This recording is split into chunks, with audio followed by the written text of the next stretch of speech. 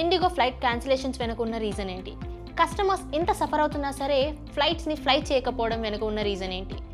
అసలు సోషల్ మీడియాలో ఇండిగో ఇంత వైరల్ ఎందుకు అవుతుంది? డీజీసీఏ వాళ్ళు కొత్త రూల్స్ ఇంప్లిమెంట్ చేశారు. దీన్ని ఇండిగో యాక్సెప్ట్ చేయలేకపోతుంది. అసలు రూల్స్ ఏంటో తెలుసా? అసలు ఒక పైలట్కి working hours only 38 hours or maximum 38 hours per week ఉండాలి. కానీ ఇక్కడ మాత్రం 48 హార్స్ కంటే ఎక్కువగా వర్క్ చేస్తున్నారంట. అలా చేయడం వల్ల పైలట్స్ చాలా టయర్డ్ అయిపోయి దానివల్ల ఏదైనా యాక్సిడెంట్ అయ్యే సిచ్యువేషన్స్ రావచ్చు అని చెప్పి డీజీసీఏ వాళ్ళు కొత్త హైరింగ్ చేసుకోమన్నారు. దీన్ని యాక్సెప్ట్ చేయలేని ఇండిగో ఫ్లైట్ క్యాన్సిలేషన్నే ఒక ప్రొటెస్ట్లా పెట్టుకుంది. అసలు ఇలా 1200+ ఫ్లైట్స్ని క్యాన్సిలేషన్ చేయడం ఎంతవరకు కరెక్ట్? ఎంతమంది ప్యాసింజర్స్, ఎంతమంది కస్టమర్స్ సఫర్ అవుతుంటారు? అసలు దీన్ని దృష్టిలోకే తీసుకోకుండా ఇష్టం వచ్చినట్టు ఇలా ప్రొటెస్ట్ చేయడం ఎంతవరకు కరెక్ట్?